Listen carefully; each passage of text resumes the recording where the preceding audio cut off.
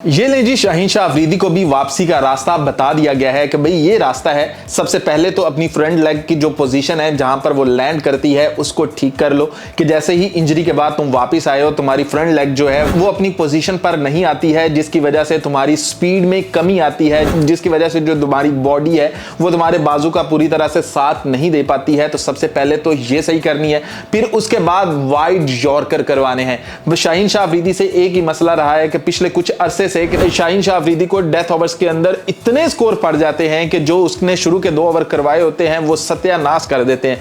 कि यानी कि पहले 2 ओवर के अंदर उसके 12 स्कोर होते हैं, 13 स्कोर होते हैं, लेकिन आखिरी जो 2 ओवर होते हैं वो स्कोर 40 से ऊपर लेकर चले जाते हैं। तो शाहीन शाह अफरीदी को यह टास्क दिया है माइक हैसन ने कि भैया तूने वाइड यॉर्कर करवाने हैं, तुमने वाइड बॉल के पास रख के गेंदें करवानी है। और वहां पर शाहीन शाह अफरीदी, आपने ये देखा भी है, रिसेंट वहीं पर टारगेट बॉलिंग कर रहा है। और ये चाहिए शाहीन शाह अफरीदी को कि डेथ ओवर्स के अंदर कैसे बॉलिंग करनी है, कि मोहम्मद आमिर से भी कुछ टिप्स ले लो कि मोहम्मद आमिर ज्यादातर बहुत अच्छी बॉलिंग करता है डेथ ओवर्स के अंदर। आप 1-2 मैच निकाल कर ले आएंगे, 3 मैच निकाल कर ले आएंगे कि भाई ये देखें इसने कैसी बॉलिंग की है, जैसे आप फाइनल की बॉलिंग निकाल कर ले आएंगे। लेकिन ज्यादातर मोहम्मद आमिर जो है डेथ ओवर्स के अंदर अच्छी बॉलिंग कर जाता है। और तीसरी और सबसे इंपॉर्टेंट बात कि जो तुम्हारी रिस्ट पोजीशन बदल गई है ना, कि जब से तुम इंजरी के बाद वापस आए हो और तुम्हारी जो रिस्ट है वो उसकी जो पोजीशन बदली है, इसको भी ठीक करना है कि तुम्हारे पास वेरिएशंस ही नहीं बचती हैं। जैसे ही तुम्हारी रिस्ट की ये पोजीशन बदली है, तुम्हारे अंदर वो जो एक खतरनाक एक बॉलिंग का एक स्पेल करवाते होते थे वही निकल गया है, तुम्हारी वो जो रूह थी तुम्हारी बॉलिंग की वही निकल गई है। तो ये 3 स्टेप है, उसके बाद तुम पाकिस्तानी टीम का हिस्सा बनोगे। और ये ना समझो कि तुम अभी भी पाकिस्तानी टीम से बाहर हो। पाकिस्तानी टीम बांग्लादेश के खिलाफ खेलने जा रही है, तो क्या करना है तुमने खेल कर। वेस्ट इंडीज के खिलाफ जाएगी तो वहां पर भी जरूरत अगर पड़ेगी तो भेजेंगे, वरना तुम्हारी जरूरत नहीं है। तुम हमें चाहिए हो एशिया कप के लिए, तुम हमें चाहिए हो T20 वर्ल्ड कप के लिए। तो माइक हैसन ने पूरी तरह से कॉन्फिडेंस दिया है शाहीन शाह अफरीदी को कि भैया तुम्हें टेंशन लेने की कोई जरूरत नहीं है, तुम पाकिस्तानी टीम का हिस्सा थे और पाकिस्तानी टीम का हिस्सा रहोगे। तुम्हारी ये 3 मिस्टेक्स हैं और तुम्हें अगर किसी ने नहीं बताई हैं तो बहुत गलत किया है। तुम्हारी ये 3 मिस्टेक हैं, ये तुम ठीक कर लो।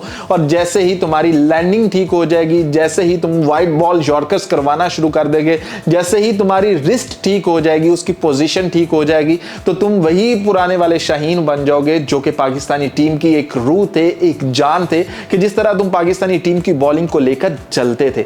तो शाहीन शाह अफरीदी भी दिलो जान से इस चीज पर काम कर रहा है। तो अब वो जो एटीट्यूड वाले सारे मसले मसाइल थे वो सारे हवा हो चुके हैं। अब शाहीन शाह अफरीदी का एक ही मसला है कि उसने अपनी ये वाली जो खामियां हैं, बल्कि खामियां नहीं है, ये थोड़ी सी जो तब्दीलियां हैं, इनको दोबारा से तब्दील करना है या ठीक करना है। शाहीन शाह अफरीदी को वापस टीम में आने के लिए ये करना ही पड़ेगा, क्योंकि पाकिस्तान को जरूरत है शाहीन जैसे बॉलर की। अभी पाकिस्तान के पास टैलेंट बहुत है, पाकिस्तान के पास टैलेंट आस्ता आस्ता आ रहा है, लेकिन अभी भी शाहीन की जरूरत है, क्योंकि एक एक्सपीरियंस बॉलर आपको चाहिए होता है। और जिस तरह से शाहीन पहले 2 ओवर करवा जाता है, ऐसे ही आखिरी के 2 ओवर करवा जाएगा तो भाई बहुत लेवल हो जाएगा कि शाहीन होगा, हसन अली होगा, तो पाकिस्तान की जो बॉलिंग है इसमें थोड़ा सा तगड़ा कंपटीशन आपको देखने को मिलेगा। नसीम शाह होगा, नसीम शाह को भी ये चीजें बताई गई हैं कि तुमने क्या हाफ बॉल करवानी होती है, क्या तुमने ये लेग के ऊपर छक्के खाने होते हैं, बॉलर से भी छक्के खाने होते हैं, तो तुम भी अपनी चीजें ठीक करो। तो शाहीन शाह अफरीदी का सेट है कि उसने अपनी चीजें सेट करनी है और पाकिस्तानी टीम में उसने खेलते हुए नजर आना है।